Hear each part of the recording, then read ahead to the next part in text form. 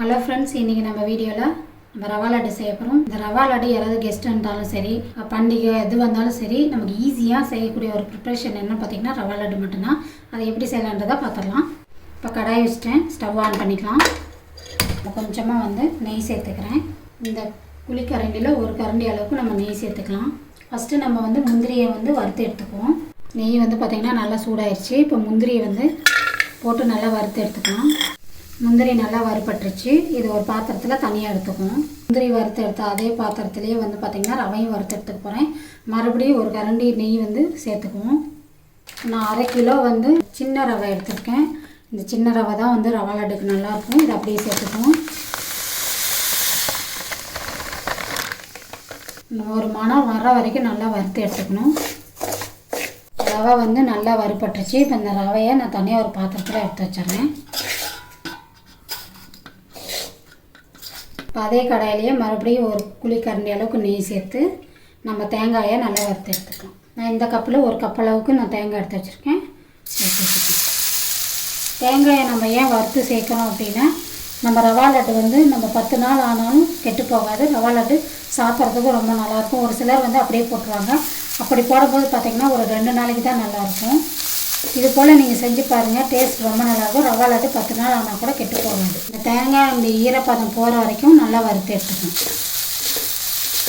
இப்போ தேங்காய் நல்லா வறுபட்டுருச்சு. இந்த டைமில் நம்ம வறுத்து வச்ச இந்த ரவையும் இது கூடவே சேர்த்துக்கலாம். இந்த ரவையும் தேங்காயும் நல்லா ஒன்றா சேர்கிற மாதிரி நல்லா ஒரு தடவை வறுத்துக்கோங்க. மிக்ஸியில் போட்டு நல்லா தூளாக பொடிச்சு எடுத்து வச்சுருக்கேன். அந்த சர்க்கரையை நம்ம சேர்த்துக்குவோம். உங்களுக்கு சர்க்கரை ஸ்வீட் எந்த அளவுக்கு தேவையோ அந்த அளவுக்கு நீங்கள் சேர்த்துக்கோங்க. இதை ஒன்றோட ஒன்றாவே நல்லா மிக்ஸ் ஆகிற மாதிரி நல்லா கலந்துக்கோங்க.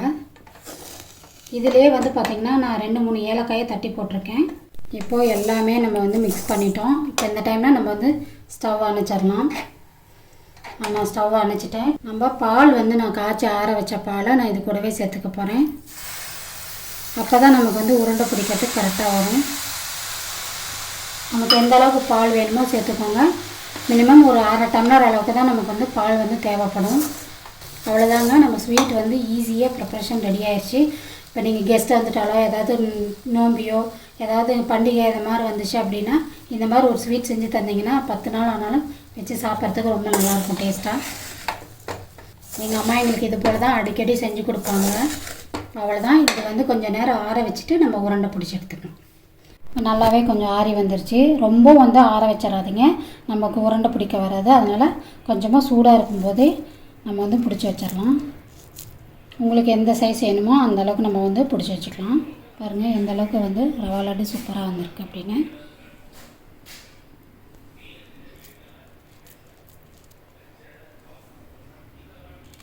இந்த அளவுக்கு நீங்கள் 1/2 கிலோ ரவை எடுத்து நீங்கள் செஞ்சீங்க அப்படின்னா கிட்டத்தட்ட நமக்கு ஒரு 30 உருண்டை பக்கமாக கிடைக்கும்.